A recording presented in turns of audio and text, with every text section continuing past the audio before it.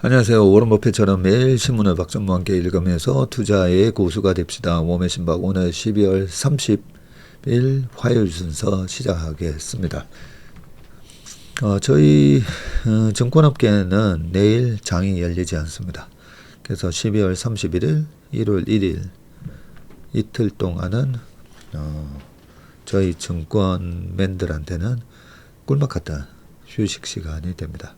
물론 저는 일이 산더미처럼 지금 밀려 있습니다. 오늘 밤에 연합뉴스 경제TV에 7시에 또 2달마다 한 번씩 출연하는데 한 해를 정리하고 또 내년 주식시장을 바라보는 큰 그림, 큰 그림에 대해서 오늘 생방송으로 7시부터 8시까지 방송을 가야 되고요. 그리고 내일 아침에는 KBS 제1라디오 또 이대호의 성공예감 거기 또 아침 9시부터 출연을 해야 됩니다. 거기도 생방송이고요. 내일 오후에는 선물옵션 강의가 있습니다. 2시부터 5시까지. 선물옵션을 절대 하지 마세요 라고 말씀을 드리고요. 대신에 우리가 이 파생상품 시장이 어떻게 영향을 주는지 웹드독이라고 하잖아요. 꼬리가 몸통을 흔든다. 그래서 이 몸통을 흔드는 이 꼬리의 실체가 뭔지 그 부분에 대한 선물옵션 강의가 있어가지고요. 그거 때문에 계속 바쁠 것 같습니다. 12월 31일을 그렇게 보내고 나면 1월 1일은 월간 전망자료 만들어야 됩니다. 월간 전망자료 만드는데 거의 한 8시간 걸리는데요.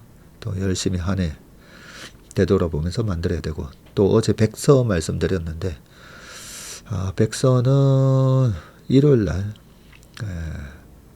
토요일날 월간 전망하고 백서 작업을 좀 해야 될 것 같은데 계속 어떻게 일이 끊이지 않게 계속 있습니다. 그래서 아주 또 바쁜 연말연시가 될 것 같습니다. 자, 오늘 올해의 마지막 웜의 신박 웜의 소통부터 보겠습니다. 사랑은 소유가 아닌 희생이다. 마음에 깊게 새기겠습니다.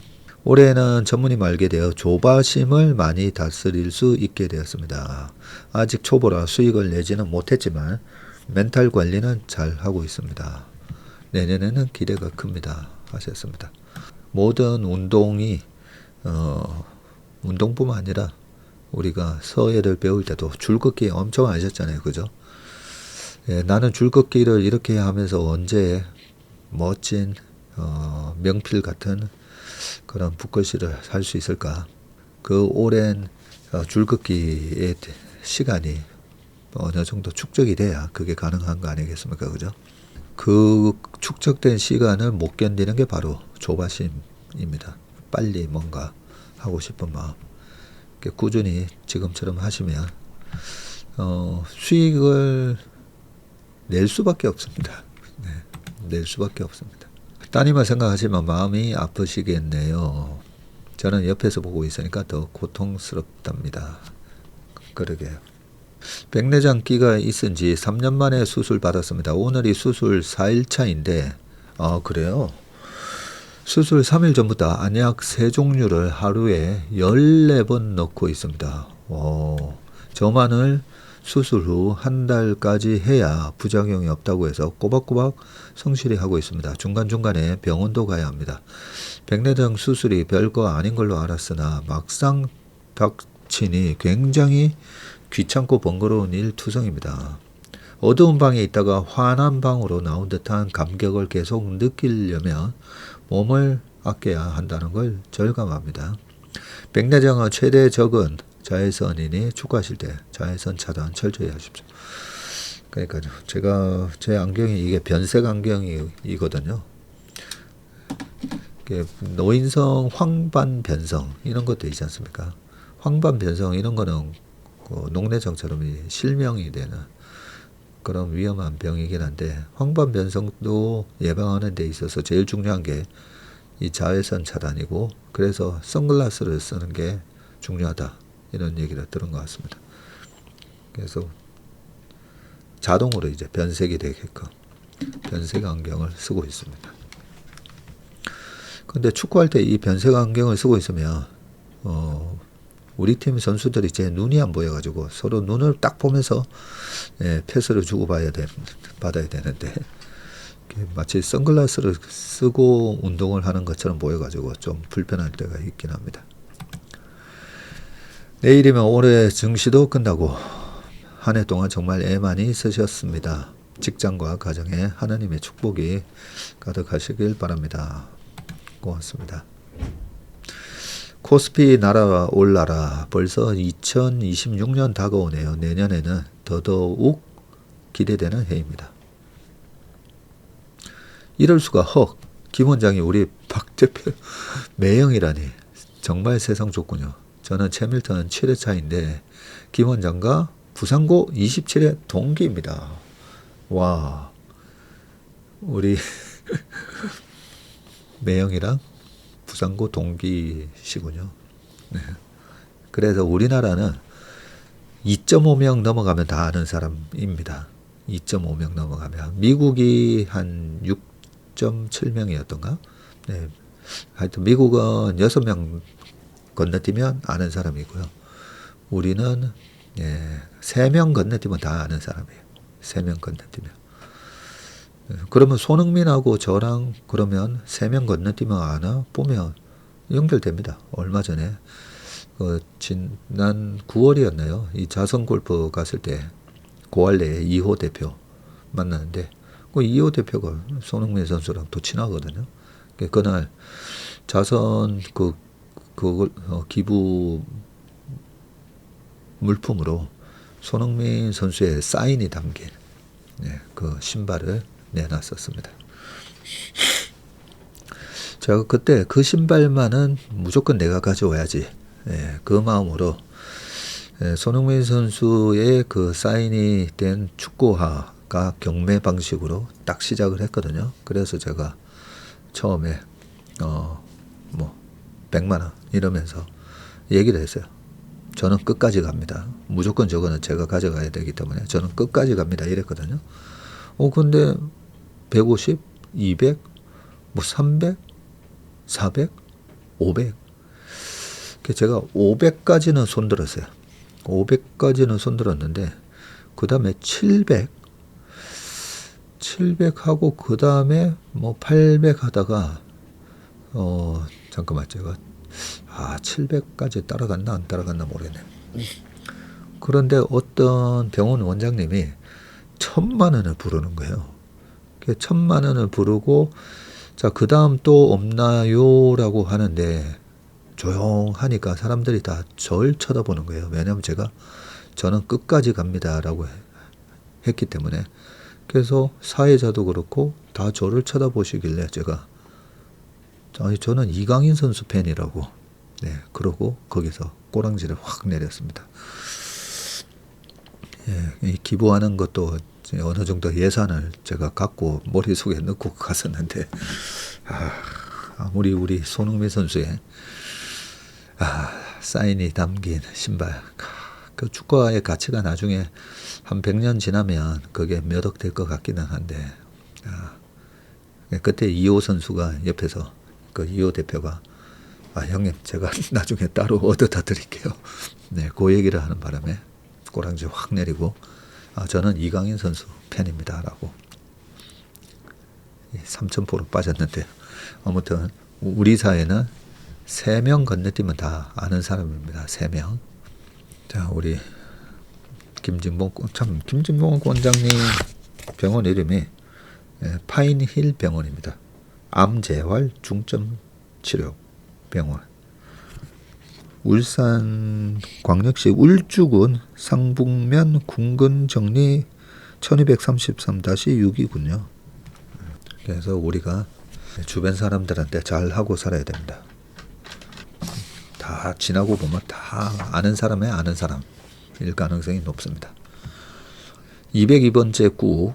오늘 벼르든 회식이라 신고만 하고 퇴근합니다. 거의 가족 경영 체제라 대충 먹고 운동 가려 합니다. 연말 마음만 바쁩니다. 올 한 해를 되돌아보니 채슬리 인턴에 가입한 것이 저에게는 가장 잘한 선택이었습니다. 모닝 브리프와 어스 영상을 보며 공부하면서 조금씩 주식에 대해 알아가고 성장하는 것을 느낄 수 있어 감사하고 행복했습니다. 힘든 시장 속에서도 일관된 모습으로 항상 같은 자리를 지켜주시고 무엇이라도 더 알려주시라 시간을 쪼개어 영상을 올려주셔서 감사합니다. 올해 아쉬움이 있다며 월간 전망 참석 문자를 받았음에도 근무 때문에 매번 불참하게 된 점입니다. 내년에는 꼭 한 번 이상 참석할 수 있기를 바라봅니다. 최소한 분기에 한 번은 좀 주말에 할 수 있도록 해볼게요. 주말에. 지방에 계신 분들 참석하실 수 있게끔 이번처럼 토요일날 하면 괜찮잖아요. 그죠? 내일이 드디어 아듀 2025년 마지막 장이 열리는 날이군요. 행복한 투자의 여정을 채슬리 투자 전문가와 함께 채슬리 모닝 브리프로 시작해서 웜의 신박 그리고 신차 분석으로 하루를 마무리하는 1년여 개근하면서 행복했습니다. 야, 우리 김민주님 월간 전망할 때도 다 참석하셨잖아요. 대단하십니다.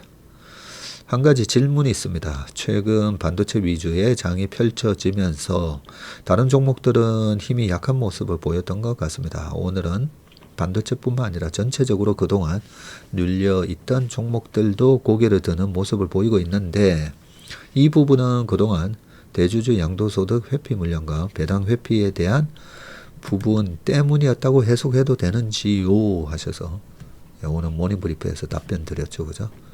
네, 딱 종목들 보면 기다렸다는 듯이 슈퍼개미들이 제 주변에는 슈퍼개미들이 좀 있잖아요.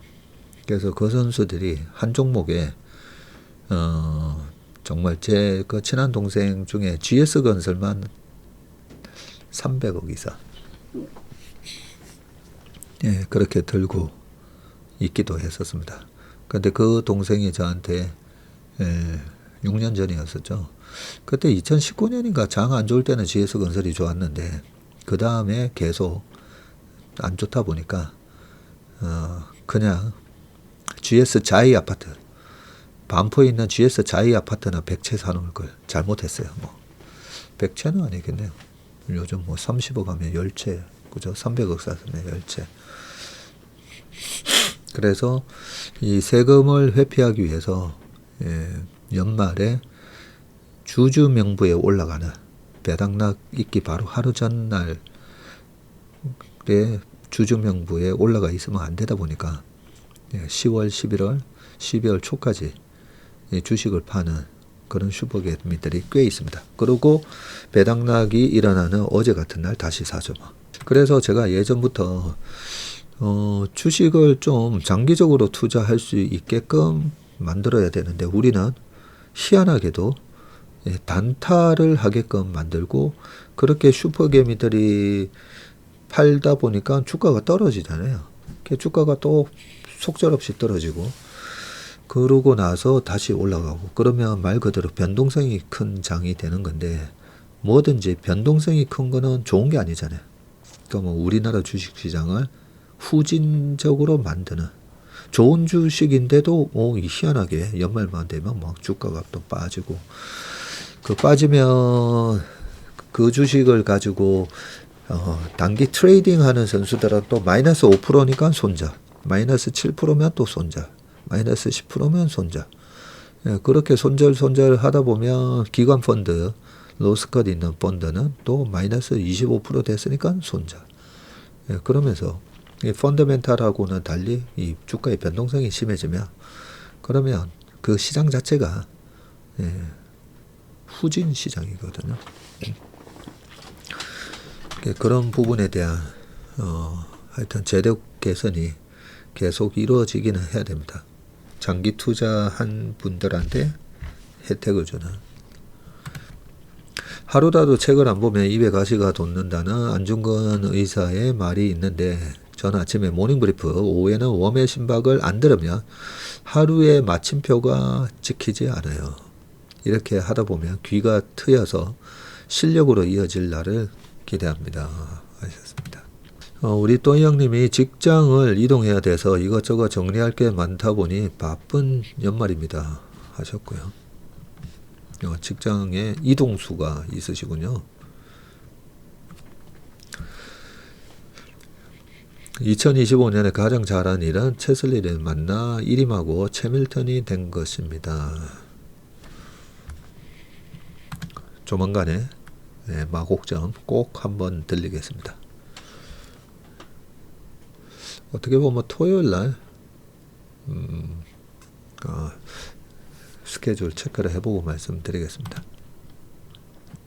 아이들이 지혜롭게 살아갈 힘을 주시는 것 같아 제게도 생각해 볼 시간을 갖게 합니다. 25년도 팀 채슬리와 함께해서 외롭지 않고 행복했습니다. 26년도 나눠주시는 지혜와 지식을 모두 잘 담아내기 위해 제 그릇을 넓히는 노력을 꾸준히 하겠습니다. 살 빼는 게 제일 어렵습니다. 아들이 올해 목표가 15kg 감량하고 화보 사진 찍는 거였는데 직장 생활하면서 운동하면서 감량 성공하고 멋있게 화보 사진까지. 와, 아들이지만 대단하고 존경스럽다고 했습니다. 그러게요. 28살 아들이라고 그때 얘기하셨죠.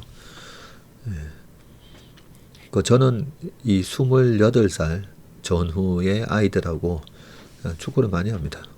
2004년생, 2005년생 뿐만 아니라 98년생,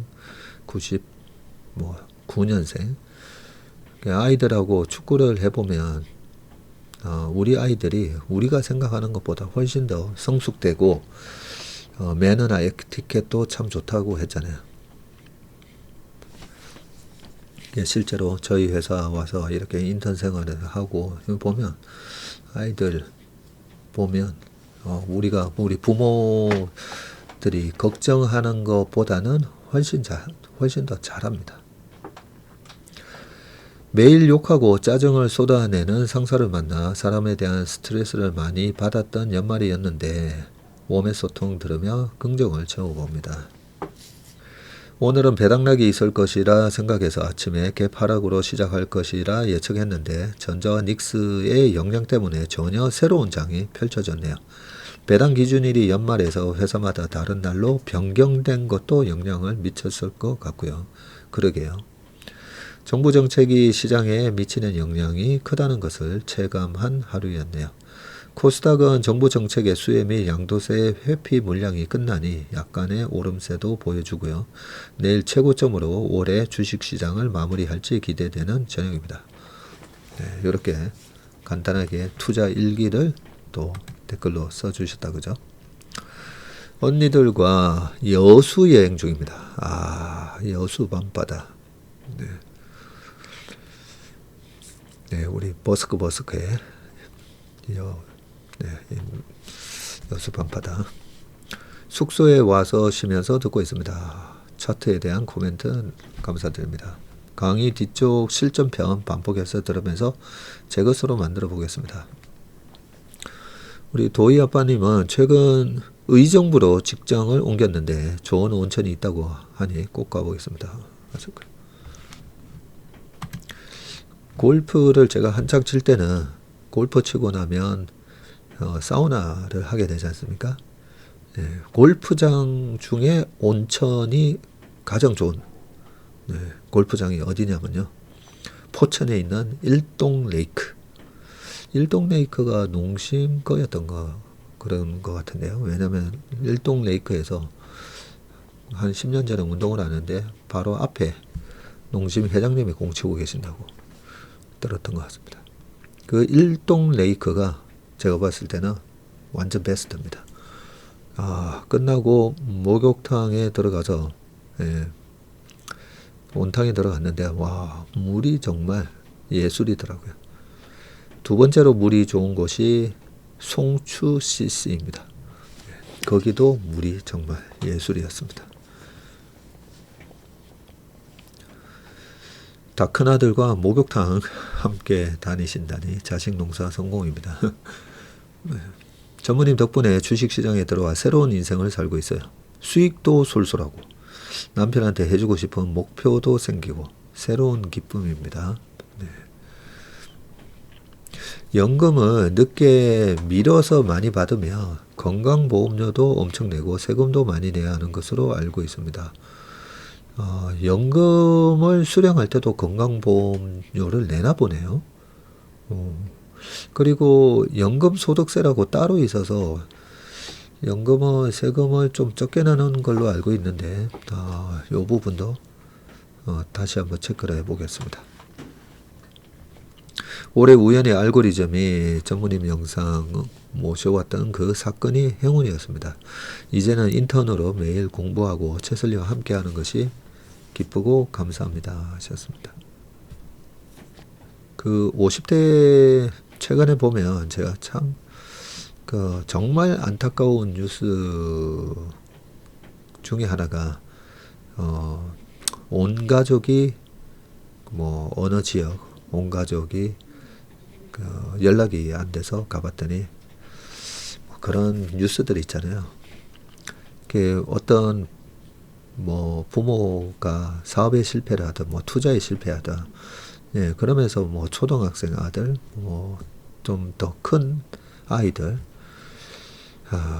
그런 걸 볼 때마다 아이들한테는 아이들 인생이 꼭 그렇게 부모의 투자에 실패했다고 해서 그죠? 그런 하여튼 뉴스 볼 때마다 그 마음이 건강하지 못해서 그런 거잖아요. 정신적으로 건강하지 못해서. 근데 이 정신적으로 건강하기 위해서는 건강한 커뮤니티에 들어가는 게 되게 중요합니다. 내가 어떤 사람하고 같이 지내는가가 되게 중요하거든요.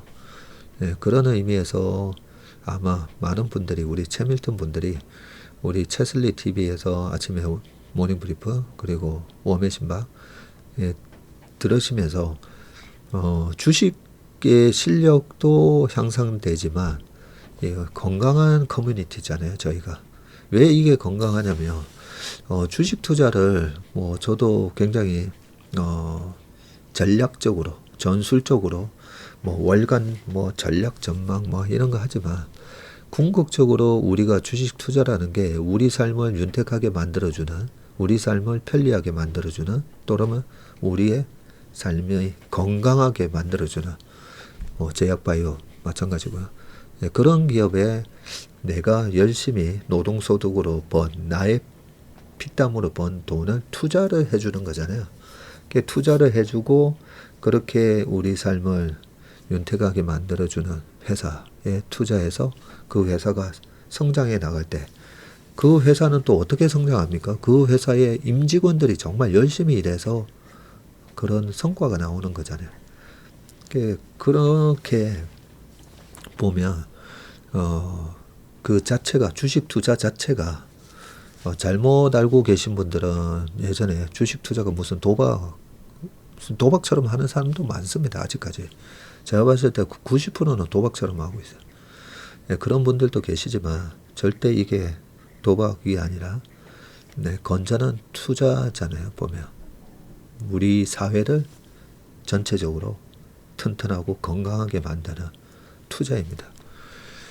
그걸 이제 누구와 함께 하느냐, 어떤 가치관과 어떤 투자 철학을 갖고 하느냐가 중요한데, 저희 최슬리 TV를 통해서 우리 최밀턴 분들은 그런 면에서 투자를 하면서 돈도 벌고 정신적으로도 건강해지고 지적으로도 그죠? 지적 자유를 아마 누리실 겁니다. 아마.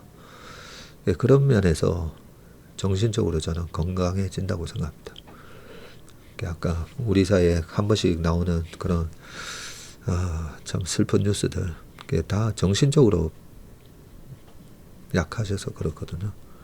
이렇게 뭔가를 열심히 배우고 함께 그죠? 지금 이 외로운 투자를 함께 하다 보니까 아마 많이 위안도 되시고 그러면서 성과도 좋게 나오니까 기분도 좋으시고 아마 그래서 여러 감사의 댓글을 남겨주신 거라고 생각합니다. 남편이 여행을 가니 퇴근 후 혼자 조용하게 들을 수 있네요.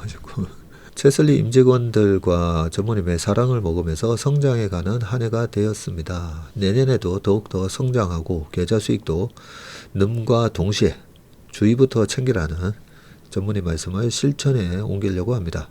성남사 가는 길 궁근정의 파인힐 병원 말씀하시는군요. 언양에 살다 보니 우리 김민님이 언양에 살고 계시는군요. 맞습니다. 파인힐 병원입니다. 저도 그 병원에 가봤었는데요. 굉장히 잘 되어 있습니다. 정서적으로도 앞에 앞과들 뒤에 정원도 되게 잘 갖춰져 있고요. 그래서 거기 계시는 환우분들하고 저희 자연과 누나가 이렇게 인사를 나누는 그 표정들 볼 때마다 굉장히 정서적으로도 여기서는 되게 편안하시구나, 그런 생각이 들었었습니다. 늘 바쁘셔서 그런 것 같아 괜시니 죄송하고 감사하네요 하셨습니다. 낮에 머니올라 영상도 보고 오늘 전문의 방송 2번째네요. 늘 필요한 팁 잘 챙기고 있습니다 하셨고, 백내장은 노안의 일종입니다. 축구공하고는 상관이 없어 보입니다. 시간이 되면 따라오신다고 보면 됩니다. 네. 이게 노안성 백내장이 대부분이고요. 이 외상에 의한 백내장도 있다고 그러더라고요. 양쪽 눈 모두 작년에 다 백내장 하셨네요. 수술하셨네요. 아토피에는 스트레스가 제일 나쁜 거 같다고 하셨고요. 한식 위주로 스스로 식사도 바꾸고 일관성 있게 요가나 필라테스로 조절하는 걸 스스로 깨닫았다고 하시고, 서양 음식에 가공 음식을 금하는 게 좋더라고요. 네, 저희 자영이 쓰신 그 책에도 보면 무조건 이 가공식 절대 안 되고, 그죠? 네, 건강식 일단 식사가 제일 중요하다고 얘기를 하시더라고요. 오늘은 배당락인데도 코스피가 플러스로 시장에서 급등 마감했네요. 주식 투자하면서 보기 드문 현상 같네요. 네, 우리 이혁 부장님이 써주셨고요. 그러니까요, 그거 한번 찾아보고 싶더라고요. 배당락 한 날 2.2%로 끝난 적이 있었나? 한번 찾아봐야 되겠습니다. 챗GPT 이런데 물어보면 아마 금방 알려줄 거예요. 그죠? 양배추 즙도 보내주세요. 특히 양배추 즙은 공복에 드시면 위를 보호해줍니다. 생협에 가면 숙성 양배추 즙도 있다고 하네요. 최슬리 MP 따라서 투자 중인데 수익이 나서 한바탕 정리했더니 삼전이랑 하이닉스가 날아가네요. 아쉬운 마음도 있지만 과거와 비교하면 이 또한 감사하네요 하셨습니다. 네. 오늘 아침 댓글에도 누가 삼성전자 얘기를 또 하신 분이 계신데, 제가 주식 투자할 때 저희 고수분한테 물어봤었잖아요.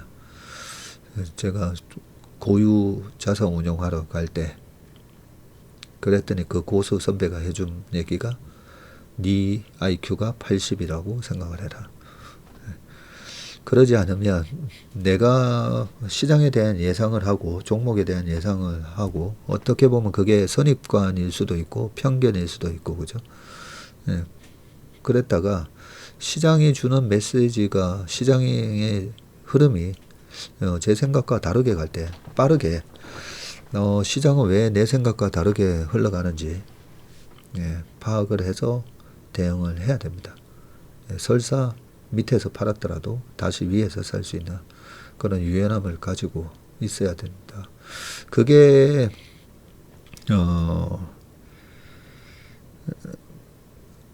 그 사람 이름이 뭐였지? 갑자기 그분 성함이 생각이 안 나는데, 황소도 돈을 벌고 곰도 돈을 벌고, 하지만 뭐 탐욕스러운 돼지는 도살당한다 라는 말이 있지만 나는 계속 탐욕적인 돼지가 될 거다 라고 얘기를 하셨는데, 그 얘기가 시장의 미인주가 이번에는 이쪽이다 하면 따라간다는 거죠. 그분의 투자 철학은 시장의 주도주를 나는 끊임없이 나는 주도주를 따라가는 매매를 할 거다. 그 얘기거든요. 그거는 투자 고수만이 할 수 있습니다. 고수만이. 따라가도 되는 그 모멘텀인지 아니면 그냥 거품으로 만들어지는 모멘텀인지 그걸 아마 파악할 수 있는 능력이 돼야 될 것 같고요. 저희 아들은 성인 아토피인데 글릭 요거트를 만들어 먹고 계시다고 했군요. 네, 웜의 소통 여기까지 하고 이제 신문기사 읽어보도록 하겠습니다. 조금 전에 말씀드렸던 그 위대한 투자자가 생각이 났습니다. 드래켄 밀러입니다. 스탠리 뭐였더라 했는데 스탠리 드래켄 밀러. 어떤 분의 이 블로그에 보니까 시장과 싸우지 않는 투자자 스탠리 드래켄 밀러라고 되어 있으면서 드래켄 밀러는 거시경제를 읽고 시장의 심리를 이해하며 트렌드에 올라타는 법을 누구보다 잘 알고 있는 투자자다. 단순한 거시 분석을 넘어 유동성, 시장 심리, 포지션 관리 등을 하나의 시스템처럼 결합한 구조를 완성했다. 드래켄 밀러는 1981년 듀케인 캐피탈을 설립한 이후 연평균 30% 이상의 수익률을 기록했고요. 30년 가까운 기간 동안 한 번도 연간 마이너스를 기록하지 않은 거의 유일한 매니저로 알려져 있습니다. 정말 대단하죠. 조지 소로스와 함께 퀀텀 펀드를 공동 운영하면서 영란은행을 무너뜨린 장본인이기도 하셨고요. 조지 소로스와는 1988년 서울 올림픽을 개최했을 때부터 함께 일을 해왔고요. 1992년에 이 뱅크 오브 잉글랜드죠. 영란은행의 파운드 숏 공격을 설계한 장본인이기도 하십니다. 투자 스타일은 금융 정책과 환율, 채권, 주식, 원자재 등 자산군에 구애받지 않고 자금의 흐름에 따라 포트폴리오의 집중과 선택에 확신을 가지고 배팅하는 탑다운 매크로 전략을 구사하시는 분입니다. 그의 투자 철학을 이루는 세 가지 축은 유동성이 모든 것의 근원이다 라고 하면서 가장 중요한 지표는 기업 실적이 아니라 중앙은행의 정책 방향이다. 유동성이 빠질 때는 어떤 자산도 혼자 오를 수 없다는 것이 그의 신념이다. 저도 나중에 이걸 깨달았죠. 두 번째는 트렌드는 길게 가고 진입은 확실할 때. 분석이 맞다고 해도 시장이 움직이기 전에는 크게 배팅하지 않는다. 시장의 방향을 확인해 줄 때까지 기다려라가 그의 매매 원칙입니다. 투수의 모든 공에 스윙을 하지 않으며 본인이 원하는 셋업에 시장이 진입했을 때 강하게 배팅을 하는 스타일로 보이고요. 세 번째가 포지션 사이즈가 수익률을 결정을 하는데 진입은 확실할 때 들어간다는 드래켄 밀러의 스타일과 철학은 포트폴리오의 리스크 방법과도 관련이 있는데 내 수익의 70%는 포지션 크기에서 나왔다라고 말할 정도로 투자에 확신이 생기면 집중 투자를 하고 반대로 어긋나면 지체 없이 포지션을 축소하는 걸로 유명합니다. 이러한 빠른 조절 능력이 그를 독보적인 헤지펀드 매니저로 만들었던 것 같다라고 되어 있고요. 1992년 파운드와 숏 할 때 그때 지금은 모든 것을 걸어야 하는 타이밍이다 라고 조지 소로스한테 얘기를 했더니 소로스는 좋아. 그런데 나는 네 생각에 3배를 걸었어. 이렇게 배팅을 하셨다고 합니다. 자, 두 번째 요 문구가 저한테는 되게 와닿았는데요. 2000년 닷컴 버블 숏 실패 하면서 말도 안 되는 거품이라고 확신을 했고 너무 일찍 숏을 잡았고요. 그러나 시장은 그의 예상을 훨씬 넘어서 더 미친 속도로 상승을 했습니다. 이후 폭락 직전에 오히려 숏을 청산하고 잠시 롱으로 바꾸는 최악의 실수를 했고요. 그 직후 닷컴 버블은 눈 녹듯 사라졌고 드래켄 밀러에게는 뼈아픈 상처로 남았습니다. 하지만 이 실패는 그의 투자 철학을 더욱 강화시켰는데요. 시장의 흐름에 역행하지 말고 유동성이 폭발하는 장에서는 더 미친 방향으로 갈 수 있으며 분석이 맞더라도 타이밍이 틀리면 포지션을 유지하지 못한다는 것입니다. 그래서 닷컴 버블 숏 실패가 맞더라도 시장보다 먼저 움직이면 진다. 야, 너무 중요한 얘기 아닙니까? 그죠? 시장보다 먼저 움직이면 진다. 그래서 우리가 그 시계로 할아버지의 1대 2대 6 법칙이 다 이런 거와 연관이 있는 건데, 처음에 이거 말도 안 되는데 라고 해도 처음부터 9를 다 진입하면 안 된다는 거죠. 네, 1만 넣어서 내 생각대로 시세가 움직일 때까지 기다렸다가 시장이 그걸 이해를 하고 시장이 내 생각의 방향대로 움직일 때 그 다음에 2를 추가로 투입하고 6을 투입하면서 피라미드 기법을 써야 되는 거죠. 그런데 대부분 보면 실패한 투자자들이 계속 고집을 부리게 됩니다. 그죠? 네, 고집을 부리면서, 왜 고집을 부리느냐? 몰빵을 했기 때문에. 시장에 맞서는 몰빵을 하다 보니까 거기서 꺾을 수가 없잖아요. 이미 크게 데미지를 입었는데 어떻게 꺾겠습니까? 그러니까 계속 고집을 부리게 되는 거죠. 또 뭐 몇 개가 있는데, 유동성 변화 하나로 포트폴리오를 하루 만에 뒤집는다라고 되어 있습니다. 어느 해 그는 원자재 신흥국 자산에 강하게 베팅하고 있었지만 페드의 정책 신호가 달라지자 오전에 구축했던 포트폴리오를 오후에 180도 뒤집었는데요. 이때 직원이 놀라며 아니 어제까지는 완전 반대였는데요 라고 하니까 드래켄밀러가 시장의 신호가 바뀌면 내 생각이 아니라 포지션이 바뀌어야 된다라고 얘기를 했답니다. 야, 정말 주옥 같은 말씀 아닙니까? 여기서 이 드래켄밀러의 핵심 원칙이 철학보다 행동이 빨라야 한다라는 겁니다. 그리고 밸류에이션에 대한 냉정한 한마디도 있었는데요. 어떤 분석가가 어떤 기업을 역사적으로 너무 싸다고 추천하니까 드래켄밀러는 밸류는 기업의 가치가 아니라 유동성이 만들어낸 방향일 뿐이다 라고 얘기했고요. 싸다고 오르는 건 없다. 오르는 건 사람들이 사서 오르는 거고, 반대로 내리는 거는 어느 지점까지 내려갈지 모르는 거다. 예, 이렇게 얘기를 했습니다. 영어로는 liquidity is everything. 그 정도로 유동성이 중요하다는 거죠. 그리고 never fight the market. 시장과 싸우지 말라. 뭐 이런 좋은 얘기들이 많이 있습니다. In markets, perception beats reality. 대중들의 어떤 인지가 실체를 오히려 앞선다는 거죠. 오늘이 또 마지막 웜의 신박, 2025년 마지막 웜의 신박이기 때문에 이런 중요한 투자 원칙, 투자 대가의 이런 투자 원칙을 보면서 저도 제 스스로 또 반성과 또 배울 점을 한번 점검하게 된 것 같습니다. 드래켄밀러 얘기를 통해서.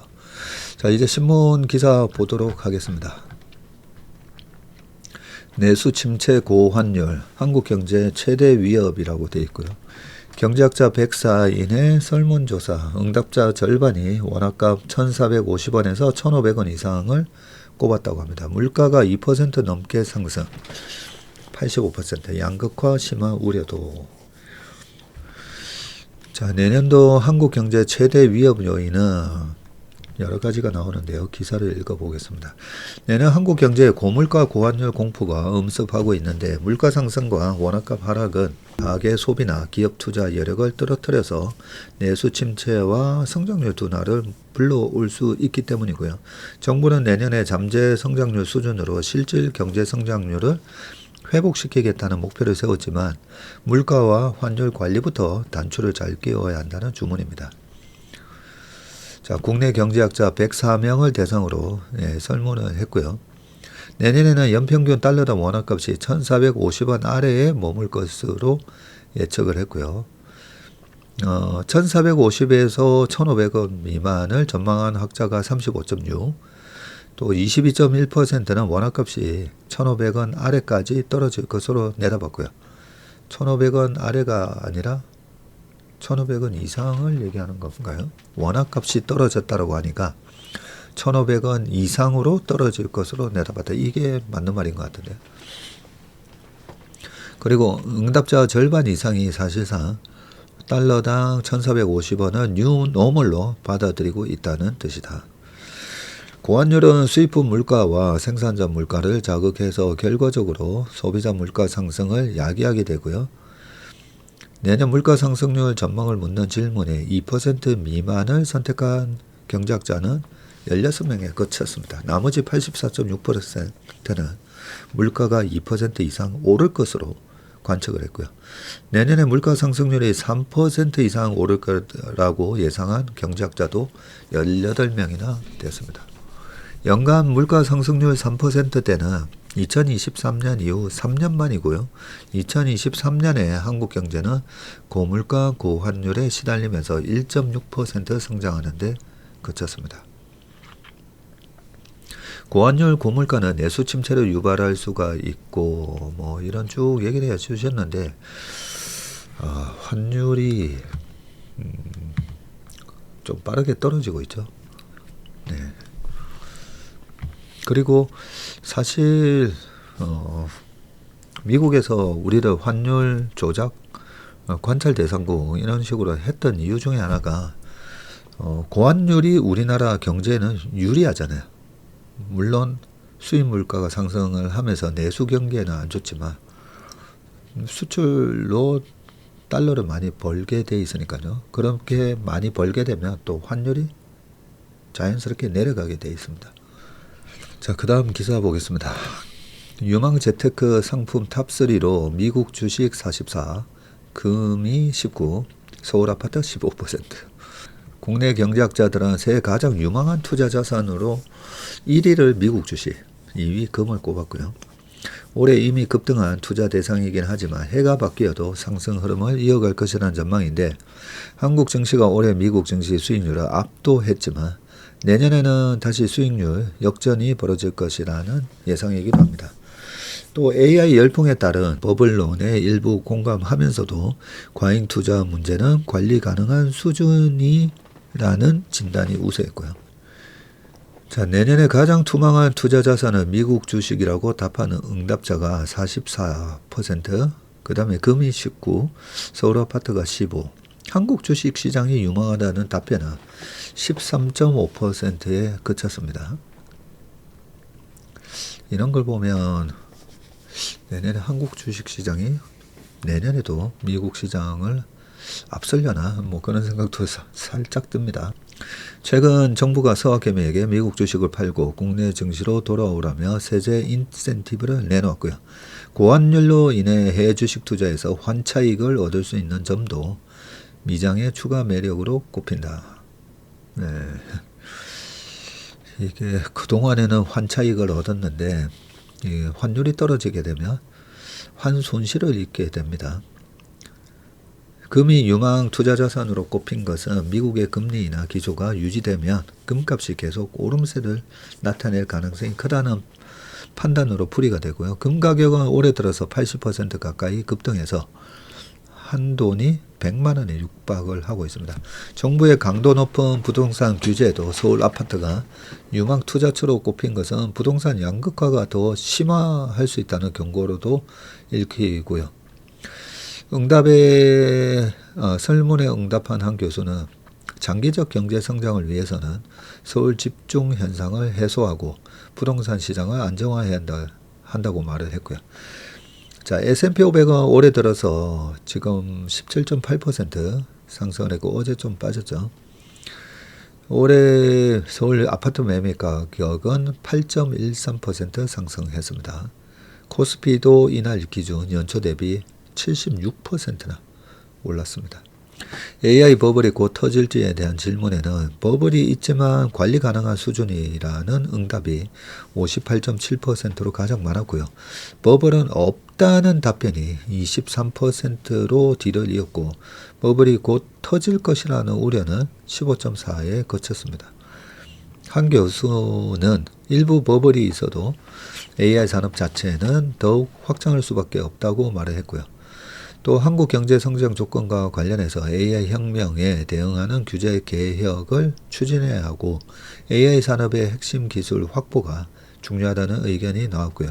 AI 생태계 전체를 버블로 보는 것은 과도한 우려이고 오히려 국내 산업 생태계를 고도화할 수 있는 과정으로 받아들여야 한다는 취지로 풀이가 됩니다. 이런 기사를 그냥 읽어보기는 하는데요. 이런 전망이 뭐 제 전망도 다 마찬가지지만은 경제가 어떤 경제 상황에 맞게 경제 주체들이 다 거기에 맞게 대응을 하기 때문에 실제로는 이렇게 전망한 대로 안 가는 경우가 대부분입니다. 대부분. 과연 올해 2024년 말에 올해 가장 유망한 투자 자산으로 국내 시장 얘기한 사람이 있었을까요? 저는 45% 정도 수익이 나올 것 같다라고 얘기는 했었습니다. 왜냐하면 너무 싸져 있으니까요. 그러면 내년 시장, 2026년 시장은 녹록지 않은 시장이 될 건데, 그래서 요 변동성 관리 그리고 트레이딩을 좀 잘 해야 될 것 같다는 생각은 듭니다. 트레이딩은. 그리고 또 녹록지는 않지만 이미 주가가 또 많이 빠져 있는 기업들도 꽤 있습니다. 그죠? 그래서 밀짚 모자는 겨울에 사고, 비가 올 때 아이스크림 장사가 안 되고, 해가 쨍쨍될 때는 아이스크림, 비 올 때는 우산 장사지만 주식은 반대로 해야 되죠. 반대로. 그런 거 보면 아직까지 26년에도 투자의 기회가 꽤 많은 것 같습니다. 여기 우리 교수님들의 생각하고는 저는 생각이 조금 다릅니다. 젤렌스키 또 만난 트럼프 종전 합의까지 95% 왔다라고 돼 있는데, 이 사진을 보니까요, 트럼프 대통령과 젤렌스키 대통령이 28일 미국 플로리다 마르라고 리조트에서 2시간 반 동안 러시아와 우크라이나의 전쟁 종료 방안을 논의하는 회담을 한 뒤에 공동 기자회견에서 악수를 하고 있는데, 이 두 사람 다 표정이 별로 안 좋아요. 그죠? 네, 표정이 별로 안 좋습니다. 트럼프 대통령이 잘 되면 아마 몇 주 안에 타결될 것이라는 전망을 내놓았고요. 젤렌스키 대통령도 우크라이나에 대한 미국의 안전 보장이 100% 합의됐다면서 양국 정상회담이 생산적이었다고 평가를 했습니다. 자, 이 마르로고 회담에서 이렇게 긍정적으로 밝혔는데, 트럼프 대통령은 종전협상 합의까지 얼마나 가까워왔느냐는 질문에 그 어느 때보다도 가까워졌다. 95% 정도일 수 있다. 러시아와 우크라이나의 입장이. 그러면서도 하루 만에 해결된 문제가 아니다면서 최종 협상 타결까지는 시일이 소요될 수 있음을 시사했습니다.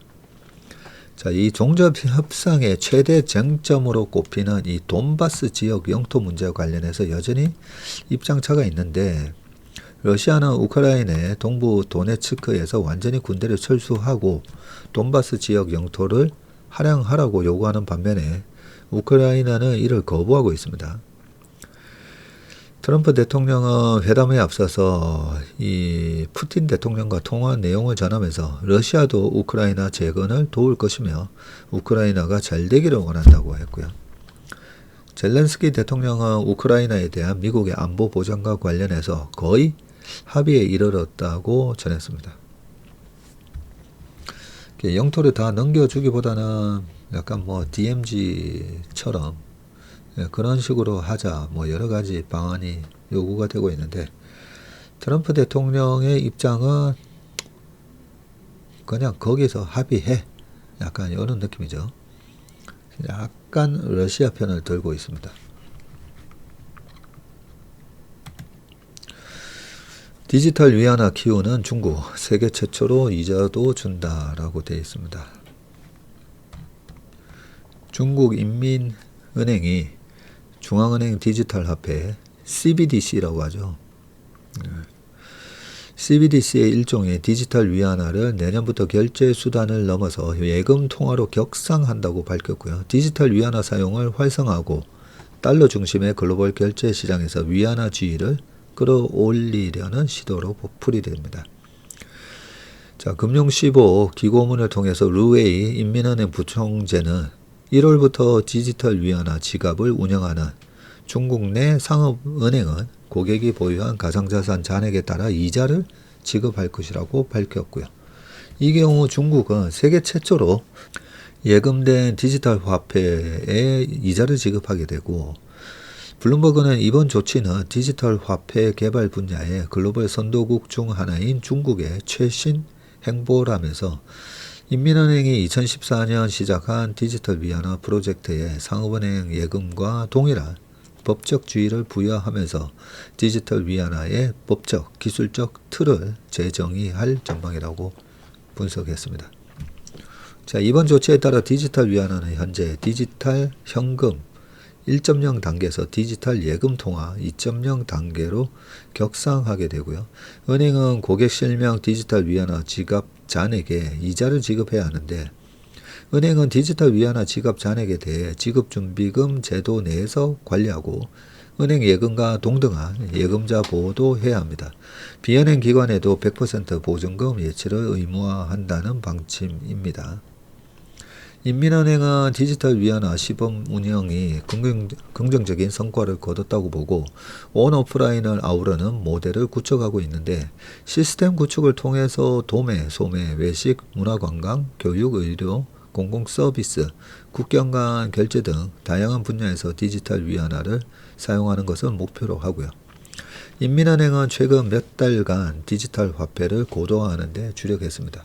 지난 10월 중국 공산당은 향후 5개년 계획을 통해서 디지털 위안화의 지속적인 발전을 추진한다고 밝혔고, 지난 9월에는 상해 디지털 위안화 국제운영센터를 설립해서 국경 간 결제와 블록체인 기술, 디지털 자산 플랫폼 등을 구축했습니다.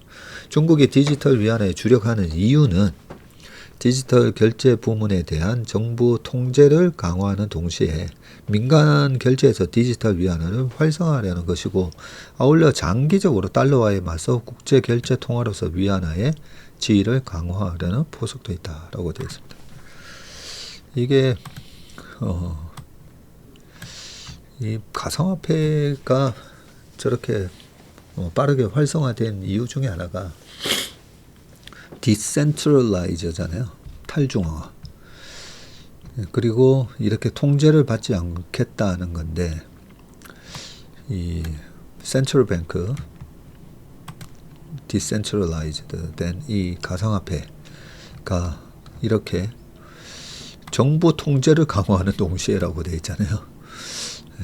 정부 통제를 강화하면 할수록 이 가상화폐에 대한 니즈가 줄어들게 되어 있는데, 이 난제를 중국이 어떻게 풀지 궁금합니다. 그리고 이자를 준다고 되어 있는데, 아니 이자를 주는 게 은행이 예대 마진을 통해서 이자를 줄 수가 있는 거잖아요. 대출 이자를 통해서. 근데 가상화폐를 가지고 대출이 되나요? 저 가상화폐를 가지고 대출을 해줘야 되는데, 그게 대출이 안 되면 은행, 중앙은행 지준율이 한 10%, 가상화폐에 대해서도 그래 이 가상화폐를 가지고 한 10%는 보유해. 거기다가 그 은행, 중앙은행이 주는 이자가 있잖아요. 중앙은행이 상업은행이 중앙은행에다가 돈을 예치했을 때 주는 그런 이자를 가지고 이자를 주게 되는 건지, 저 이자가 어디서 나오는지 그것도 궁금합니다. 자, 한국 수출 사상 첫 7천억 불 달성이라고 되어 있고요. 미국, 독일, 중국에 이어 6번째라고 되어 있는데, 자, 한번 보겠습니다. 올해 우리나라 수출액이 연간 기준 처음으로 7천억 달러를 넘어섰고요.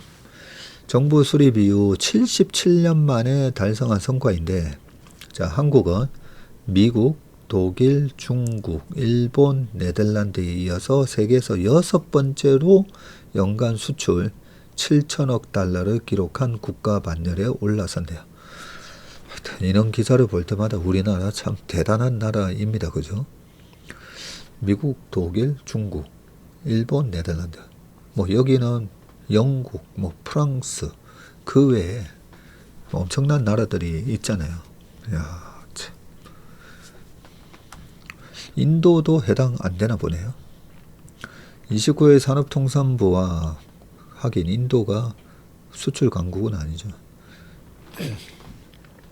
29일 산업통상부와 관세청에 따르면 이날 0시를 기준으로 올해 누적 수출액이 7천억 달러를 돌파했고 한국 수출은 1995년에 1251억 달러를 시작으로 꾸준히 증가해서 2018년에 6천억 달러를 넘어선 데 이어 7년 만에 또 하나의 이정표를 세웠습니다. 1948년 수출액 1900만 달러에서 3만 6천 배 이상 성장을 했고요. 연평균 증가율은 14.6%에 달합니다. 와, 예, 요 평균 14.6%로 매년 증가하면 5년마다 2배가 되는 거거든요. 5년마다 2배가 되면서 어마무시하게 기하급수적으로 증가하게 됩니다. 나중에. 올해 초만 해도 미국발 관세 부담 등으로 수출 여건이 악화할 것이라는 우려가 컸고요. 실제 상반기에는 수출이 감소했지만 하반기 들어서 대불확실성이 완화되면서 주력 산업을 중심으로 회복세가 뚜렷해졌습니다. 올 들어서 11월까지 주요 품목별 수출을 보면 반도체가 1,526억 달러로 전년 대비해서 20% 증가했고요. 전체 수출을 견인을 했습니다. 자동차는 2% 증가했고요. 선박은 28.6%, 바이오는 6.5% 늘었습니다. 대한민국 내년에도 화이팅입니다. 자, 마지막 기사입니다. 새해 K프리미엄장 오르는 종목만 더 갈 것이라고 되어 있는데 누구신가 했더니 최영진 한화자산 운용 부사장이시군요. 제가 또 한화자산 출신 아니겠습니까?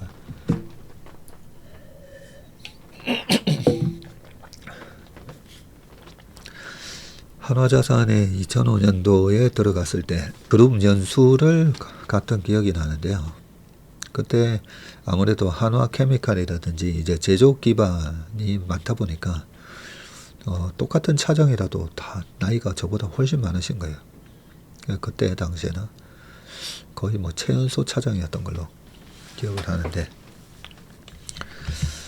자, 한화자산 옛날 친정집 부사장님의 얘기를 한번 들어보겠습니다.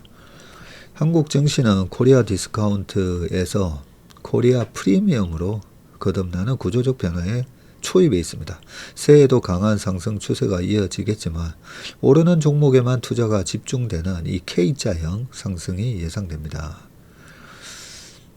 최영진 부사장은 새해 코스피 5천에서 6천 같은 숫자 전망에 집중하기보다 시장을 이끄는 동력이 바뀌었다는 점에 주목해야 한다고 조언을 했고요. 최 부사장은 최고 마케팅 책임자시군요. CMO입니다. 한화자산운용의 ETF 상품 개발부터 마케팅, 디지털 자산, 연금까지 다양한 업무를 진두지휘하고 있고요. 그러나 현재 시장은 금리 같은 거시경제 요인보다 지경학적 요인에 의해 주도되고 있는데 미중 패권 경쟁과 공급망 재편이 한국 제조업의 큰 기회라고 분석했고요. 오히려 한국 기업의 가중치를 져야 하는 시대가 왔다고 주장하면서 한국처럼 다방면에서 제조 역량을 갖춘 국가가 없어 공급망 재편에 전략적 수혜를 얻고 상품 개정 등으로 코리아 디스카운트 요인까지 줄어드는 추세라 코리아 프리미엄 시대가 열리고 있다고 진단을 했습니다. 다만 새해에 강한 구조적 상승이 오더라도 이전처럼 모든 종목이 다 상승하기보다는 오르는 종목만 오르는 이 K자형 상승이 두드러질 것으로 내다봤고 이 같은 상황에서 투자자들의 옥석 가리기에 대한 중요성이 어느 때보다 높아졌다고 조언을 하고 있습니다. 자, K 부사장은 K 증시 전도사로 해외 한국 기업 투자의 매력을 직접 알리며 주목도가 높아진 것을 체감한다고 했는데, 지수 사업자로서 미국 ETC와 협업해서 뉴욕 증시에 선보인 한국 방산 투자 ETF 플러스 코리아 디펜스 인더스트리 인덱스, 이 KDEF라는 ETF를 미국 시장에 론칭했나 보네요.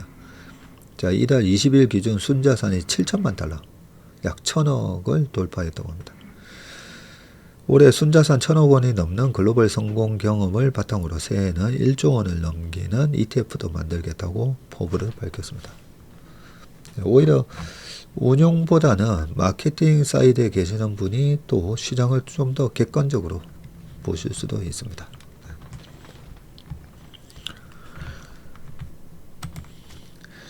네, 2025년 마지막 웜의 신박, 오늘 여기까지 하겠습니다. 끝으로 이렇게 신문을 읽으면서 제가 어릴 때부터, 고1 때부터 그렇게 매일매일 신문을 보면서 느끼는 점은, 우리가 언론고시라고 하잖아요.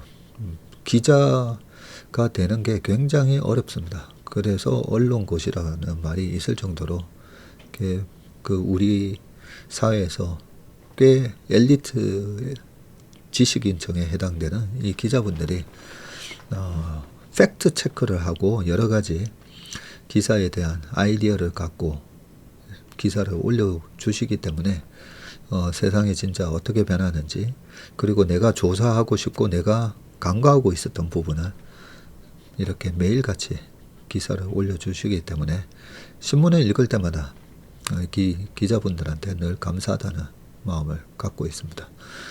이렇게 세상의 변화를 꼼꼼하게 체크해서 좋은 기사를 올려주시는 우리 기자분들한테 먼저 감사를 드리고, 저와 함께 웜의 신박 1년 동안 다양한 그런 시장의 색깔이 지나갔습니다. 투자 목적으로 이 웜의 신박을 보셨지만 최근에 이제 웜의 소통을 통해서 저도 느낍니다.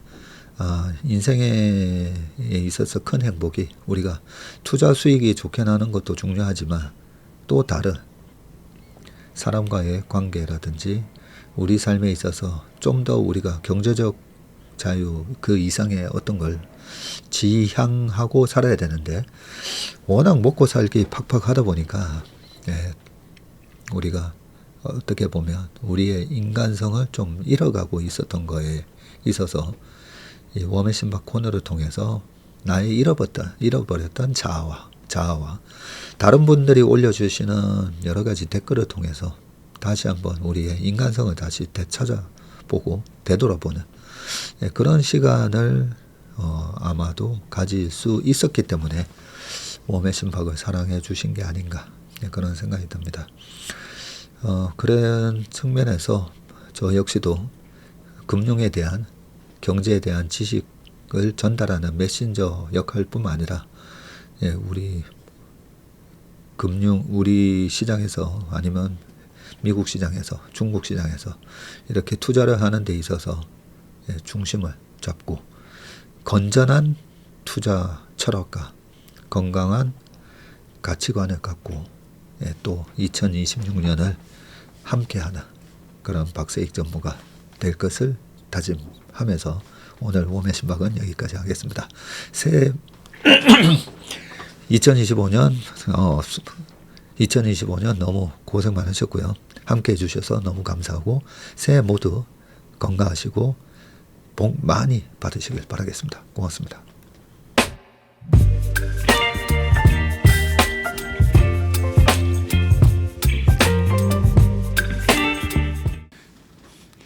안녕하세요. 채슬리 투자자문의 박세익입니다. 최근 저와 채슬리 이름을 도용해서 투자 사이트라든지 밴드, 텔레그램, 카톡 채널 등에서 이 리딩방으로 유도한 뒤에 금전적인 피해를 입히는 이 사칭 사례가 빈번하게 지금 발생하고 있습니다.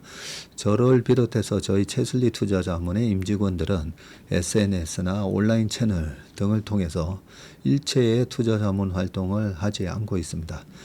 저희는 정식 자문을 하기 위해서는 반드시 저희 회사에 내방하셔서 계약서 작성 절차를 거쳐서 진행되기 때문에 이외의 모든 유료 무료 지금 투자자문 행위는 불법이므로 각별히 주의하시길 바라겠습니다. 의심스러운 채널이나 메시지를 받으시면요, 그냥 피해를 방지하기 위해서 즉시 신고하시거나 삭제하시길 바라겠습니다. 대부분의 사례가 이 사칭 사례에 피해를 보신 분들의 핸드폰을 제가 보면 이 방에 오셔서 무료로 투자를 도와드립니다. 뭐 이런 얘기를 하고 있고요. 거기에 보면 어떤 밴드로 특정 밴드로 유도한 다음에 돈을 송금하라고 되어 있습니다. 예, 그 과정에서 저희하고의 일체 계약 관계가 없기 때문에 그렇게 돈을 송금하라고 하는 부분에 있어서 특히나 유의를 좀 해주시기 바라겠습니다. 저뿐만 아니라 많은 또 저희 업계의 유명인을 사칭한 그런 사칭방도 많이 지금 기승을 부리고 있는데요. 공통적인 특징이 앞으로 몇백 %가 날 급등주를 알려줄 테니까 이 방에 가입을 하라. 그러고 난 다음에 금전적인 부분을 갖다가 송금을 요청하는 그런 형태의 수법을 쓰고 있기 때문에 그렇게 무료로 주식을 알려드립니다. 이런 문자를 받으시면 바로바로 삭제를 하시길 바라겠습니다. 저희 채슬리와 채슬리 임직원들을 많이 사랑해 주시는 저희 채슬리의 고객분들 그리고 저희 채슬리의 이 구독자분들이 이런 사칭 피해가 일체 발생하지 않기를 바랍니다. 그러면 여러분들의 가정과 일터에서 항상 평화와 행복이 가득하시길 기원합니다. 감사합니다.